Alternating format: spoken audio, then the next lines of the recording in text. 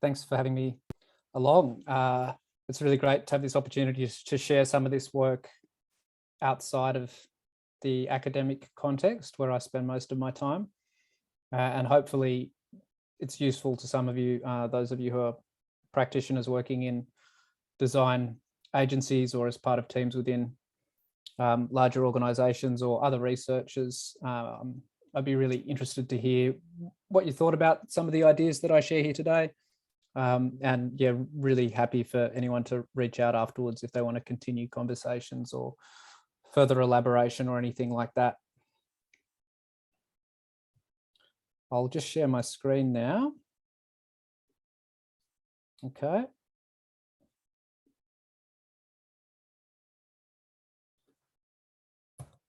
Okay, so it's always hard to know when you're presenting in an unfamiliar context exactly how much you should say about the context of your research. And just in case there were people along tonight who weren't at all familiar with the field of speculative design or design futuring or scenario planning, I thought I'd give a little bit of an overview or some context about where my research in this talk sits. So I've said the field of scenario planning there because I think as a field, it is the one where the problem that I'm speaking into tonight is perhaps most explicit. And that problem is that it's full of relatively abstract things like trends and drivers for change and macro forces associated with the political and the economic environmental impacts, nation scale, or even city scale and precinct level prediction and visions. And that sort of makes up the substance of that field in a way. And just as a bit of a sidebar, the academic field of socio-technical imaginaries, which is sometimes drawn on in scenario planning research, also operates at this level. And despite the kind of exciting idea that the imaginary is present in this field, I've always found it a little bit disappointing in terms of what form the imaginary takes when looking at that field of research. So lots of abstract things in this field of scenario planning. And I see my work as contributing some missing vital ingredients or work at a particular scale that is left out. Things like interpersonal relationships, inner experience, the relationship between the senses and the material world, how the unsaid and the said structures human experience, domestic interiors, private life. You could add many other things, of course, as well, family life. Literary fiction has a history of both examining and enriching this sphere of life. And because of my training as somebody who did their PhD thesis analysing narrative texts, visual and narrative texts, and somebody who is a practitioner who writes literary fiction, I hope that what I can bring to the field of futuring is expertise in this particular area. So I see my work as contributing to projects like Stuart Candy and Jake Dunnigan's Experiential Futures, which I'll talk a little bit more about in a tick, design fiction and speculative design, which all go some way to bringing a level of tangibility to future studies and scenario planning. So what you hear and see from me is a contribution to that shared project. And I suspect for many of you who are regulars at this talk, I'm not telling you anything new at this point. And so this is, I have my own kind of typical academic issues with this visualization. And like all visualizations or models for understanding experience, you know, it has its limitations, but at the same time, it's quite a neat way of saying, you know, where my research and creative practice sits is at that kind of experiential threshold between scenarios and situations and stuff, rather than those more abstract level drivers that operate at a higher level. I think sometimes, you know, the stuff can be just as abstract and the setting can be just as concrete, depending on how you conceptualize your research and the objects that you take as your focus. But that's perhaps for another conversation. Also, the visual metaphor of nesting from big to small has its limitations as well. But it's a neat way of just impressionistically showing where the experiential sits in relation to other scales.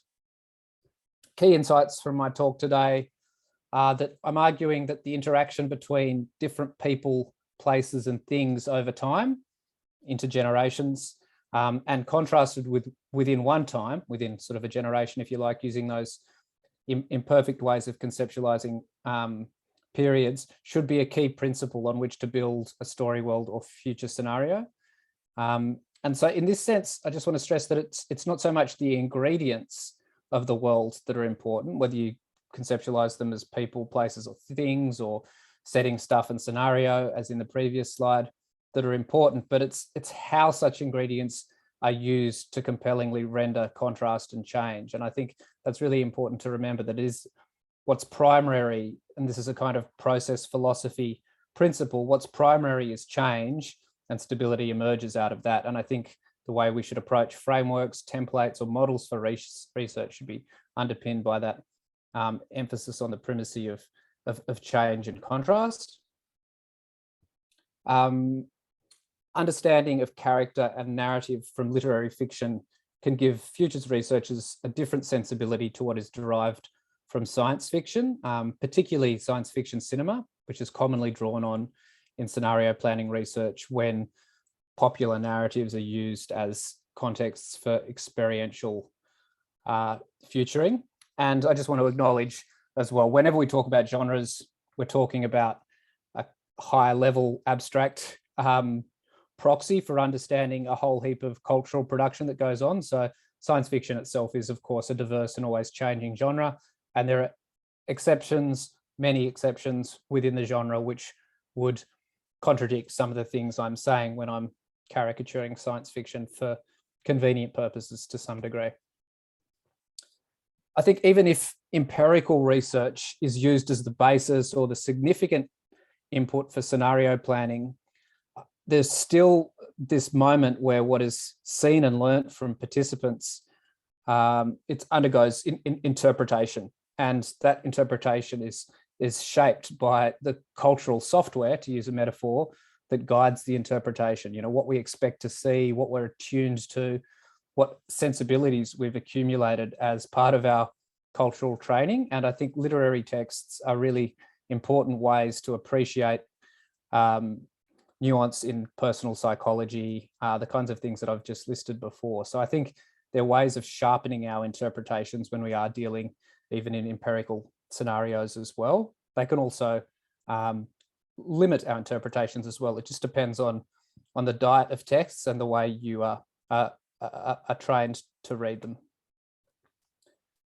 I've talked a lot about people and characters so far, but I think there's a dynamic relationship between the way that people and characters exist in relation to things and places which change alongside them. So we understand people by the places they inhabit and the things they have. And likewise, we understand things and places by the way that people design them or express their visions through them or express meaning through them. So a couple of hesitations up front for my own research process. I think sometimes there's a tendency in my work to create straw man arguments based on a convenient selection of existing research. And in part, I think that's a problem to do with time pressure, where you can't, time pressure and the massive exponential production of knowledge that exists in the world today. So you can, unless you're using some kind of machine learning tool or have a massive research team, you're only taking a selection guided to some extent by particular focuses or interests. So I think sometimes what I do in my research is that, you know, I see a couple of texts that provoke insight and I find inspiring, often in a critical way, and then I'll caricature a whole field of research based on the issues that I have with a particular selection of texts that enable me to articulate my thoughts in a critical way. And sometimes there's a lot more hard work to do understanding the broader field before you make convenient and sometimes caricatured straw man critiques. Some of the approaches that I'm talking about are relatively untested in time-pressured contexts. Sometimes I suppose you could call university tutorials time-pressured, but for those of you who are working in industry, consultancy operating at a very kind of high speed with lots of stimulus that's moving around and stress pressures. I think some of what I'm proposing today would definitely benefit from testing in those kinds of scenarios to see what the limitations are.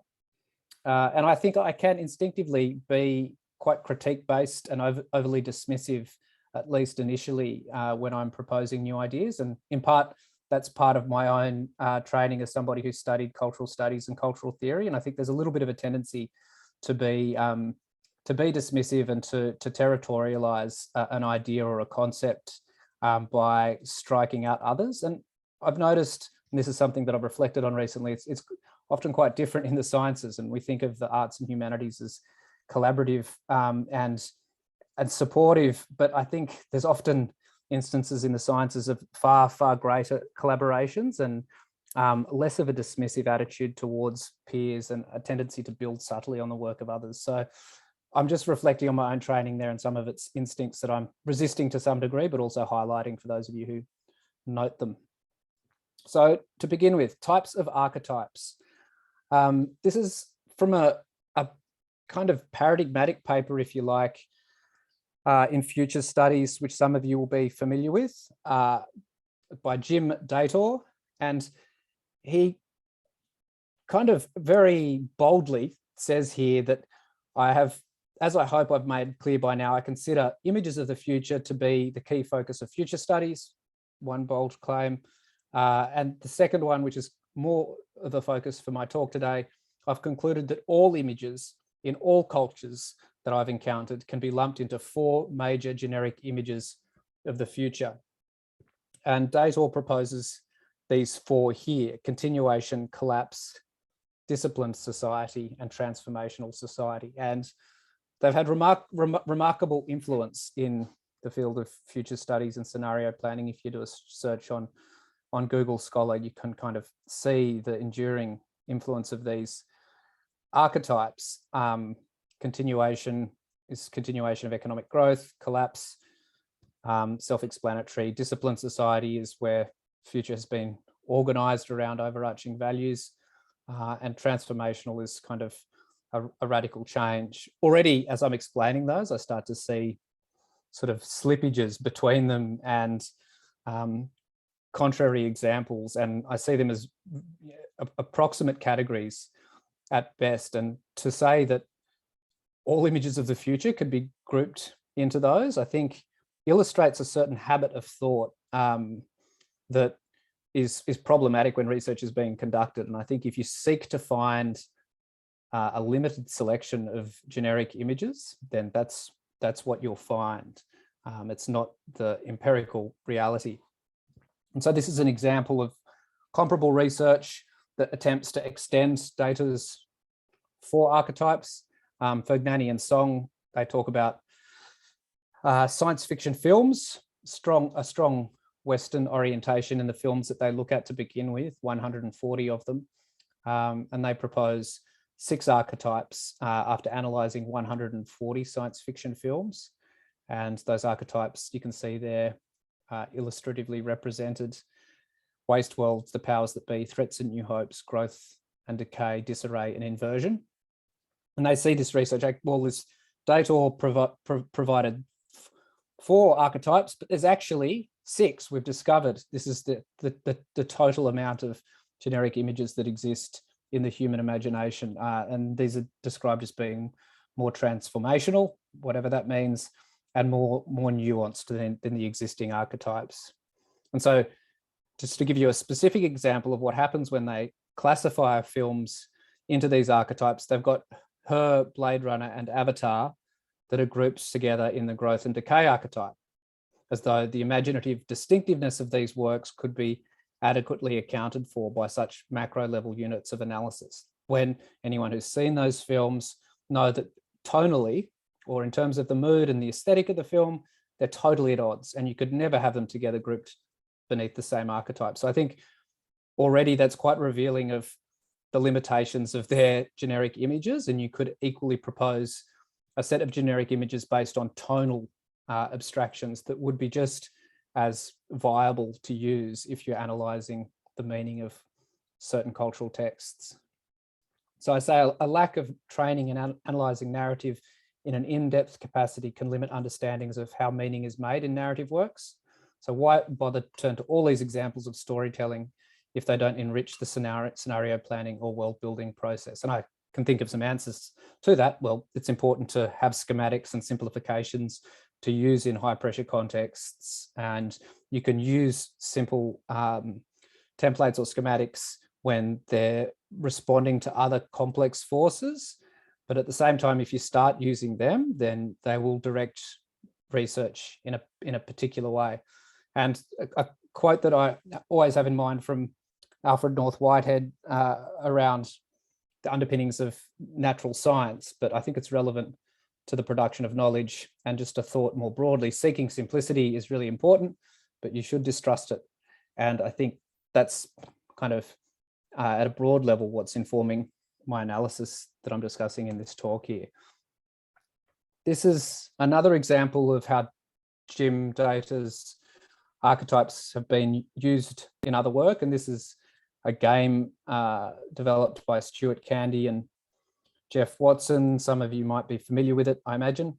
There are 4 different cards that are associated with different levels of a story world, the arc, the terrain, and the object, and you'll see that the arc level there is derived directly from Data's archetypes. And I think in the context of the game, it's a little bit less problematic because the purpose here is to just get people thinking differently and to try out new things and to loosen up collaborative and workshop related interaction by playing with these things in different ways. But at the same time, it is only 4, and the archetype is the original kind of container for the other ones. So it has a particular power, if you like, in relation to the other cards. And I think there's scope, and I'll talk about this in a minute, to both add to these cards and to think differently about how they might be used in practice as well.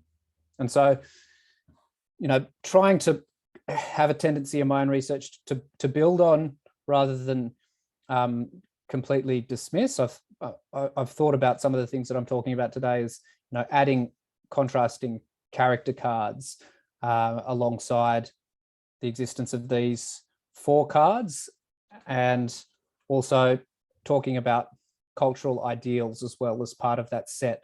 And I think you could lose potentially one of the 4 cards if it was starting to get too cluttered with 6 of them. And I also think thinking about the primacy of the arc card could be rearranged so that maybe the world is built around a particular world shaping power of an object or a character, and there are certainly objects and characters perhaps who arguably do have world shaping context that we know of historically.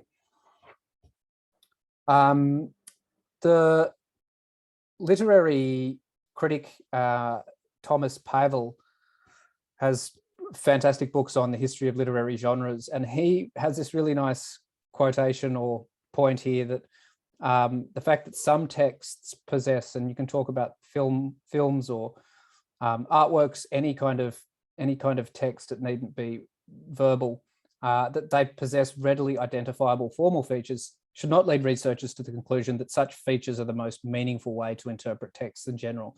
So I think when you're doing a scan of 140 science fiction films, for example, there's not a lot of opportunity for depth. And I think depth will change everything in terms of what you're looking for in terms of the scan or in terms of the more quantitative analysis.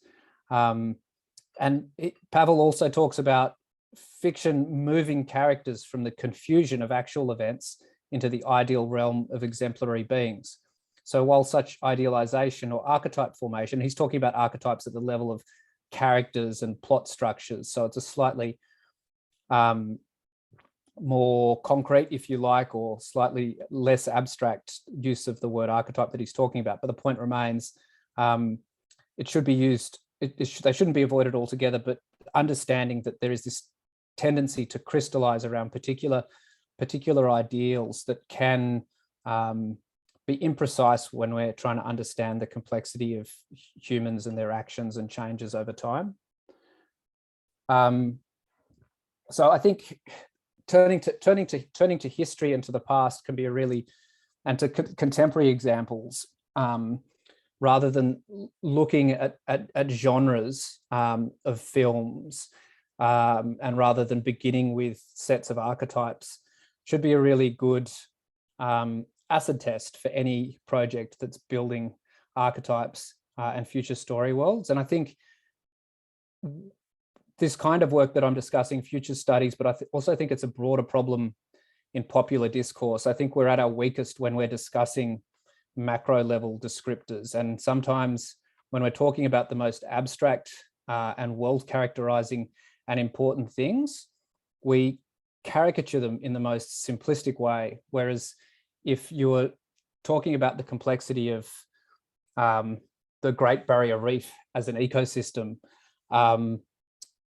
there would be, from a scientific perspective, or even from a sociological or social science or an ecological perspective, it would be rendered in a very complex way. But as soon as we go to, ready to hand abstractions around like the social or collectivism or authoritarianism or the state or growth or capitalism, I think we start to personify these things in ways and using mental models that really undersells the complexity of the way those forces are operative in the world today and the way they have been operative historically.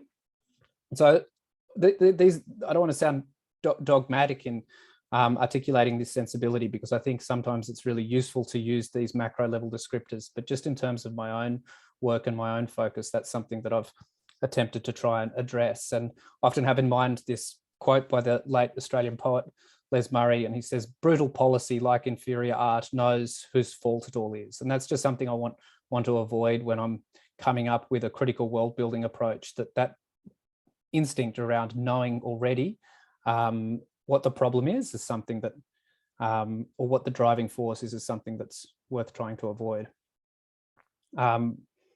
Yeah, so this word concrescence. So rather than begin with generic images, I'm emphasizing contrast, changefulness, and concrescence, avoiding any of the easy critiques or championing of things like the social, collectivism, capitalism, authoritarianism, the state, growth, and so on. And concrescence is a really nice word. It's a word that comes from biology. It's sort of dropped out of common usage, but it just basically means the coalescence or growing together of parts that are originally separate. And I think it's a really neat word to use in a world building context. That's that there. So what I'm going to do now, so I've got 20 minutes. I'm going to do a quick bit of close reading of a literary text, and then I'm going to show a couple of applications of that text. And the text that I'm talking about is Alan Hollinghurst's Stranger's Child. And I'm focusing in particular on jelly mold domes that are talked about within this text. And I've got murderous computers there because jelly mold domes don't sound very techy and very futury. And I want to show that what comes through Hollinghurst's text in terms of the way he characterizes these jelly mold domes can be used just as readily when talking about future contexts or technologies. And so jelly mold domes that he talks about in The Stranger's Child aren't the jelly mold domes that make jelly. They're a form in the ceiling of this this mansion, this house. And for some reason, I don't know whether it's to do with the magical substance of jelly, or just the notion of a jelly mold dome. It's a memorable, fantastic object. It was reportedly based on this ceiling in Nightshade Court in the UK, the reference to the idea of having jelly mold domes in your ceiling. So Hollinghurst's use of the domes in his narrative are good examples for practitioners and researchers whose work is turned towards the future rather than the past. His work is a kind of synoptic overview of the changes that befell England and the idea of Englishness over the last 150 years. And this is less because of the type of things the domes are, but rather how they're made to mean as part of the narrative. So the way he deploys them in relation to a very complex mapping of other forces that are always in transformation and change. And so this is the kind of originating scene with the jelly mold domes, which I'll read out here because I'm going to talk in more detail about using this kind of scene setup as a way to discuss a technology in a minute. So do you have, something else you need to know here as well. So Cecil is this kind of caricatured, aristocratic, snobby, I think, irreverent English aristocrat, and he's visiting the house of his middle to upper class, I suppose, but certainly not aristocratic friend on holidays. Daphne is, his friend is George, and Daphne is George's younger sister. I think she's about 12 years old, and they're sitting around, I think it's the dinner table at this point. Do you have jelly mold domes? And it's going to be hilarious, me doing it in my Australian accent when it's meant to be sort of high English. Do you have jelly mold domes? She wanted to know. At Corley, said Cecil. As a matter of fact, we do. He said the word Corley as other men said England or the king, with reverent briskness and simple confidence in his cause. What are they? Daphne said. Exactly. Well, they're perfectly extraordinary, said Cecil, unfolding his lily. He's got a napkin that's been folded like a lily. Though I suppose they're not strictly domes. They're sort of little compartments in the ceiling, aren't they? Said George, feeling rather silly to have bragged about them to his family. I imagine they're painted fairly gaudy colours, said Daphne. Really, child, said her mother. Cecil looked drolly across the table. They're red and gold, I think. Aren't they, Georgie? Daphne sighed and watched the golden soup swim from the ladle into Cecil's bowl. I wish we had jelly mold domes, she said, or compartments. And so what I'd like to talk about here now is this, in this kind of brief exchange between 3 or 4 characters, the domes have a very complicated psychological presence. They're not part of the observable reality. They're not present in the room, but nonetheless, they're this kind of important thing that's driving the particular conversation, but telling a whole story about the changes that befell England over the last century and a half, and sort of norms and stereotypes associated with stories that have been told and untold about that history. For Cecil, the authority on the domes, they're present in his memory, though even here they exist in a condition of ambiguity. He describes them as not strictly domes and then nonchalantly refers to George, who's, you know, his friend, but not meant to be the authority, asking about the colour as though he kind of doesn't really care, but knows they're very important. And George has seen the domes too on a visit, though in this case, his knowledge is less a matter of pride than embarrassment, because, you know, he's embarrassed to have been seen to be boasting about his friend's house to his family. And then Daphne, who hasn't seen the domes at all, so Cecil knows them well, George has seen them, and Daphne hasn't seen them. They exist purely as a figment in her imagination, as this kind of fantasy or wishful thinking. And like many wishes, Daphne's vision of the dome is informed by this endearing naivety. Regardless of what they are, jelly mold domes or compartments, she feels that she wants to have them in her own imaginary house.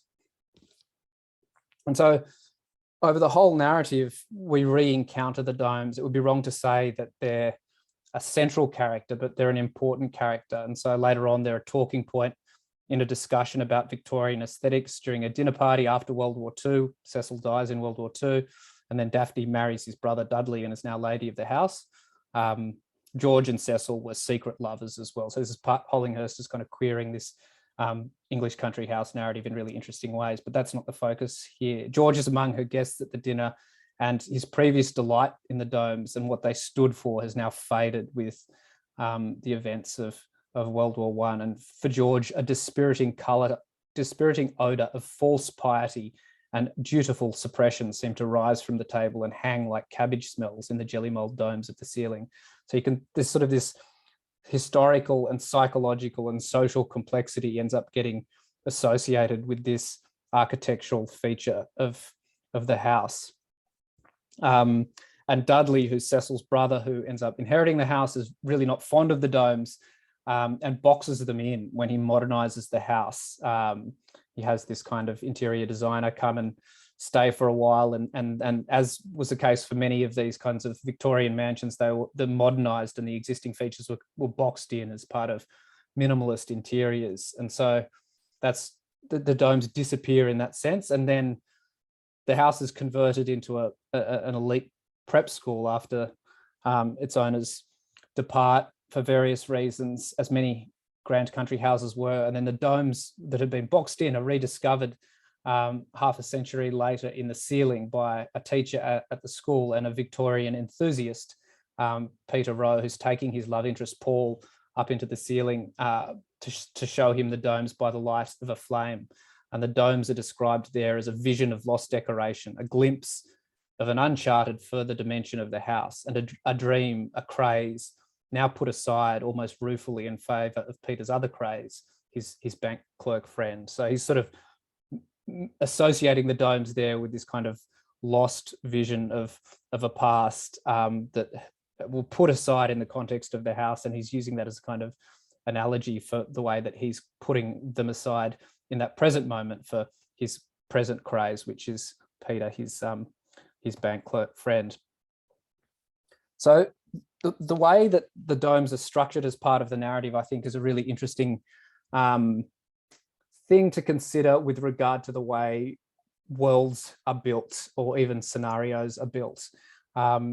So this word metonym means like part of something is associated with that thing, and then we use it as a kind of reference point for that thing. So an easy example is like you refer to people who work in the city as suits, or refer to politics as Canberra. So basically like an attribute of a thing becomes the way we refer to that thing. And so the domes are metonymically connected to Daphne's wishful thinking, or Cecil's pompous vision of English superiority, or later on George's association of them with a kind of false piety.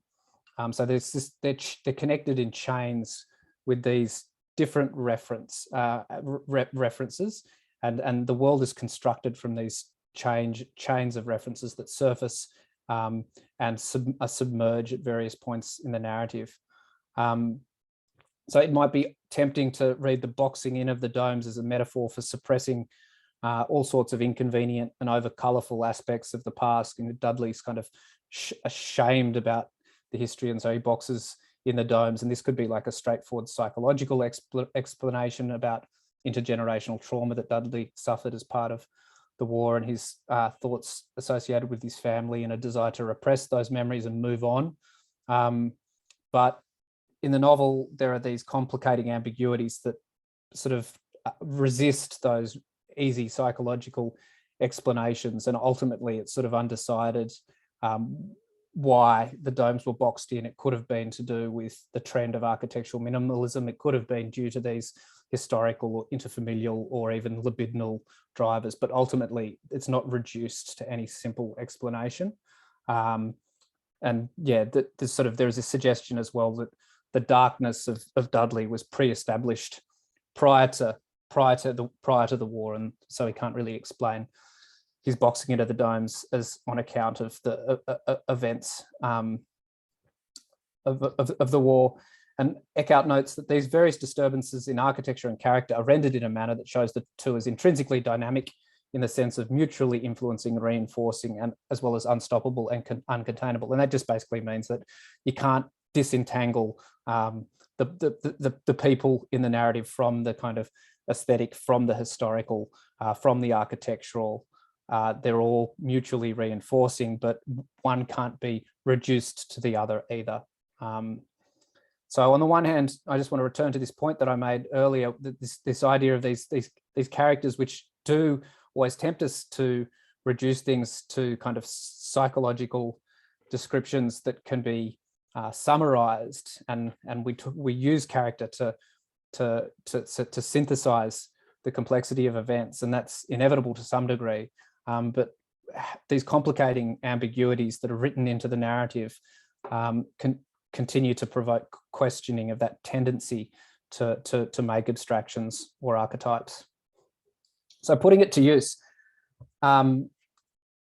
basically what I've done here is apply the scene at the dinner table that I went through before to the notion of a smart mirror or a smart technology. And this family called the Blanks, they're hosting a visitor, Joy, and they discuss a particular smart technology, a smart mirror, for example. So in this story, the Blanks are kind of like George's family. The visitor, Joy, is kind of like Cecil. And Pelly is the equivalent of George, so the oldest of the Blank family, and admires Joy greatly, like George admires Cecil. And the class differences between the Blanks and the Joy and Joy are apparent in the discussion. So the Blanks don't have the most recent smart technology. Some members of the family aspire to have it one day, Sam, while others, Tyrone, are ambivalent, and others are negative towards it. So deliberately kind of created these three characters who have different responses to the technology as a way to kind of structure the discussion. And the way Joy discusses the technology reveals certain things, both about the way the technology can be made to mean differently and also Joy's own background. So you'll recognize this narrative setup here. Do you have a Denby smart mirror? Sam wanted to know. A Denby? Said Joy. As a matter of fact, we do. She said the word Denby as though she was shocked Sam had to ask the question. What is it? Sam said, exactly. Well, it's perfectly extraordinary, said Joy, taking out her smartphone and half-heartedly scrolling through some images, though sometimes I don't feel it's all that smart. It's sort of an internet of things in a mirror, said Pele, feeling rather silly to have bragged to the family about it. I imagine it speaks to you in a friendly tone, Sam said. Really, child, said her mother.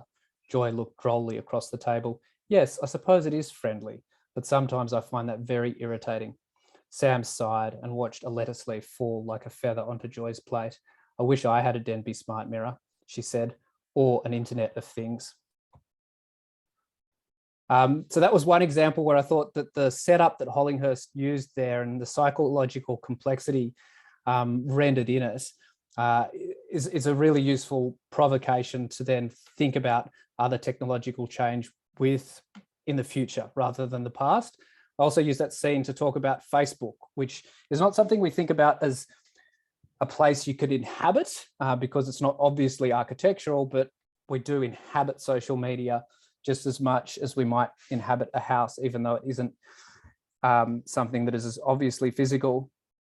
And so even though Facebook has been with us for a comparatively short amount of time, I think there are memories that I have of us that make it feel like a kind of a piece of old architecture in a way. And so this is a story here about me seeing, and all of these stories, you'll notice that the intergenerational differences are the driving force to understand the complexity of future change.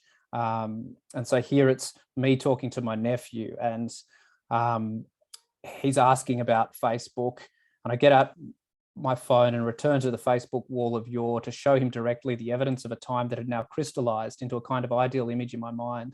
I imagined myself taking him up into the dark, damp recesses of the ceiling of an old high modernist mansion, the interior of which had now been incrementally changed to such an extent that, unbeknownst to many of its occupants, it now resembled and functioned as an entirely different house. Hidden in the ceiling, however, there remained a vestige of some prior, near-forgotten time, a faded mural scrawled with still legible enigmatic fantasies. The exact chronology of the little candlelit tour I gave my nephew has been muddied with time. I do recall, however, that the posts sharing personal information were one of the noteworthy quirks of this bygone era. Phone numbers, meeting times and places, modes of transport, fragmentary summaries of nights out, the surviving echo of which continues in the ritual confession when somebody announces to their friends that they have lost their primary communicative apparatus, phone broken, contact here if urgent. And it is kind of scary, actually, the way that Facebook was used in the 2000s, at least from my perspective, in terms of how personal information was shared on the wall. And you can still go into the ceiling, if you like, of that virtual house and see the way it was used back then, and that idea of people posting phone broken, contact here urgent being this kind of residual trace of that more personal and uninhibited sharing of a particular kind that still persists. So just returning to that key point, and there's lots of other stuff that I'd like to discuss, but I probably should wrap up. So yeah, the interaction between people, places and things over time, into this intergenerational change and contrasted within one time, a generation, should be a key principle on which to build a future story, world, or scenario. In this sense, it's not so much the ingredients, people, places, or things that are important when world building, but how to use such ingredients compellingly to render contrast and change. And so, yeah, I think thinking about Hollinghurst's example and the couple of examples that I've staged there, contrasting characters of a particular kind are a really important thing to feed into that process. And a sensibility of what a character can be is greatly enhanced by understanding the cultural archive of literary fiction and understanding how those texts are analysed. And also, I think, interestingly, cultural ideals can be mapped onto there. So like in Hollinghurst's narrative, it's this kind of fading ideal of Englishness, which is mapped through the story. And the ideal is kind of shown at the beginning to be different to the way that a lot of people imagine it on account of the queer relationship between Cecil and George. But the narrative is this kind of tracing of the thousands of changes that take place to make that ideal much changed, despite still persisting. And I think thinking about futuring in the same way is really important.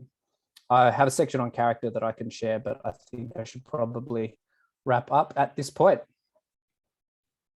Amazing. Right on time, Tom, actually. So thank you so much for that. It's so great to actually hear you talk in more depth about the work that you've done. I remember reading the paper last year or a couple of years back when you first released it, and kind of like quite overwhelming in terms of the theory and the level of engagement you gave. So it was really great to actually see you break down sort of your initial critique of how these archetypes and the studies that were done earlier on were quite limiting. I guess we can just move straight into Q&A, and I'll open the floor to anybody who might have any questions for Tom.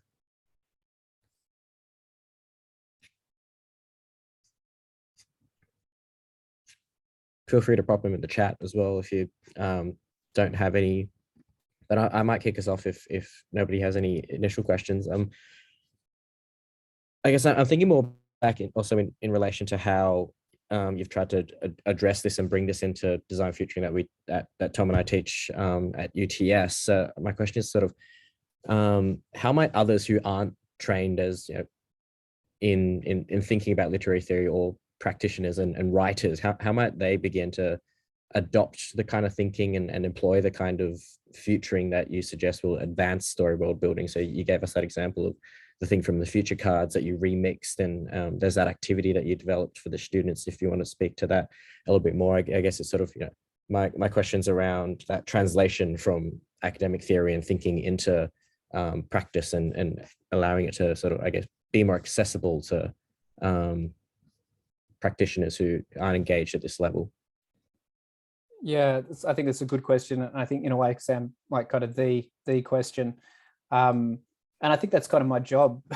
And, this is a relatively new, when I say new, like academic time. So like 3 years of focus in my own research. But I think doing that translational work, as I've attempted to do in that presentation, and packaging that up in a way that allows people who are very busy to get the kinds of insights that I'd hope they get from it. And it takes a lot of work, like finding that scene within that narrative, which is kind of like a 400-page book, and working out that that is the right scene to use. And it's not just that book, it's a lot of other books as well. And just, it takes a lot of work. It's not just any old scene that you can chop out, but I think that's really valuable work to do. And something that I'd like to do is build up a kind of archive of comparable examples, and reconstruct comparable scenes using them as the basis, and then package that up some way. So I think, yeah, it's essentially like, I think you've identified what the key kind of next step is, or what the key underlying theme of what I'm doing is. And I think there's a lot more work to be done in finding more of those key moments within longer form literary texts and using them. Yeah, and I'd love to give it a go, that remixed version of the game. I think we should have a chat about, and perhaps even doing that for one of our play spaces. I've got a question here in the chat from Jess. Have you got any stories of how you found this from applying it with groups? Yeah, it's good question, Jess. And I think probably the first thing I would say, like, it's probably inadequately tested in terms of its application in groups. I've certainly used it in the subject that I teach, the futuring subject that I teach, which involves students working in groups, and they have one activity as part of their assessment called the 3 complications, which is kind of built around some of the insights from Hollinghurst's narrative and the analysis of it.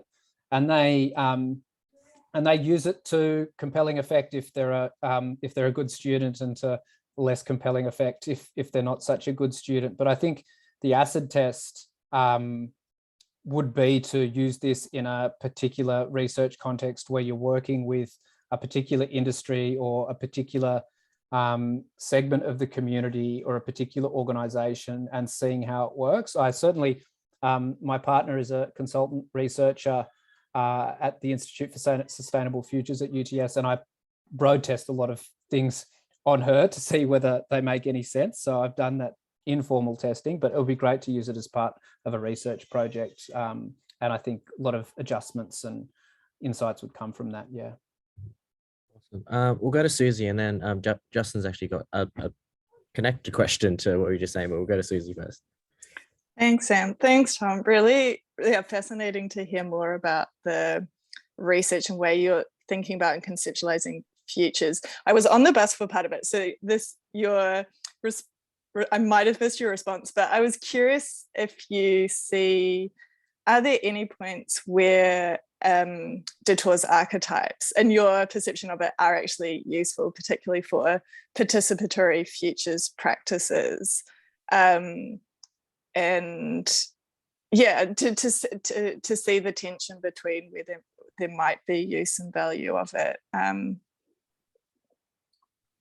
Yeah, and I think I hope I made clear that I think archetypes, or forming proxies for synthesis, which kind of archetypes are in a way, they're kind of patterns that reoccur. I think it's inevitable, no matter what. It's kind of what we need to do, whether we're kind of looking at research or whether we're kind of structuring a workshop. But I think just having that instinct to question the archetypes as not being, to understand the limitations of how they were formed, and to sort of question whether, is this the only way, or is this the best way, or what are other ways of building a world or building a scenario, or trying to get inside someone's head, and to think about the change and the contrast and the interaction that undergirds the archetypes as being the kind of primary thing, rather than thinking of them as kind of like universal forms. And I think sometimes people slip into that kind of Platonic mindset where these kind of like, there are these sets of forms and that was evident in that research that I showed at the beginning, the Dator research and the Fergnanian song, where the way that they'd framed their research was as though there were these forms that existed out in the world that were limited and could be discovered comprehensively. So I think I'm just trying to go against that instinct rather than say, finger wave and be like, archetypes are bad. So it's an ongoing challenge. And I think that's what I found really valuable from what you just talked about, is sort of what clicked for me is archetypes are valuable within practice settings where it's about surfacing assumptions within a group of people and kind of pushing images of the future and visions of the future to extremes, and kind of seeing different ways to sort of surface assumptions and expectations about different possible visions of the future. But when it's used as a tool of categorization, that's where it really falls down, because it sort of really limits what's possible and is no longer, it's just a different way of applying that potentially isn't that valuable or helpful. So yeah, thank you. I think that's a really good distinction to make around, like, okay, the use of them as a world building tool versus the use of them as an assumption surfacing tool. And I think there's another really interesting discussion to be had around, like, in the assumption surfacing space. And I'm thinking of like the Rorschach blot as something which is a really interesting example of like a combination of overt but ambiguous information, which draws people out of themselves psychologically. And I think that has always interested me as a kind of example to think about when using other kinds of tools to surface assumptions, and that balance between like being explicit and being ambiguous in those contexts is a really important consideration, because sometimes if you're too explicit, it's like you're guiding the person explicitly rather than letting them come out of themselves in a way that is more organic. So, I mean, I think it's a really interesting point and discussion to be had. Thanks. Yeah, thanks, Susie. Tom. I know you got to go.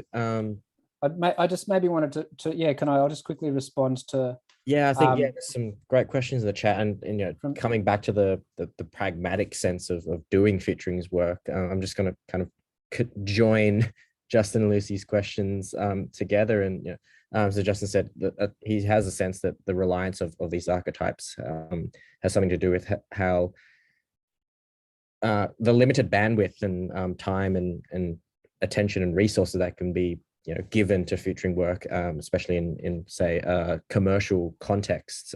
Did you have any thoughts around that constraint? And Lucy's question off the back of that is, do you think that the 6 archetypes would actually be a good starting point, at least, despite their imperfections? Yeah, and I think Justin has hit on like the most important tension there, and I think this is like an enduring like philosophical tension as well between like complexity and simplicity, and how much to have of one and how much to have of the other, and it's obviously context dependent. And I think that balance between like schematization or simplifying things, but then also using the things that do justice to the complexity of reality is at least the consideration of that tension is just is the important thing. And I think by re-examining archetypes and trying to engineer more complexity into them is a worthy pursuit, even though at the end the acid test will be folding that information into something that can be used in a high pressure context as well. So it's essential to be thinking in that way. So I think one of the things I would like to love to road test these tools further with industry or community focused work outside of the safety of a teaching context, and that's certainly maybe chapter 2 in 2023 of this particular research interest as well. So yeah, I really appreciate the questions that have come through. I just there's another one there. I've thought of archetypes working well to work on change within a systemic level, but most often they're limited to change within one particular episteme or worldview. Good fiction in my eyes transcends. Yep. I think more or less I just would in broad agreement there with you, Leakey, is it?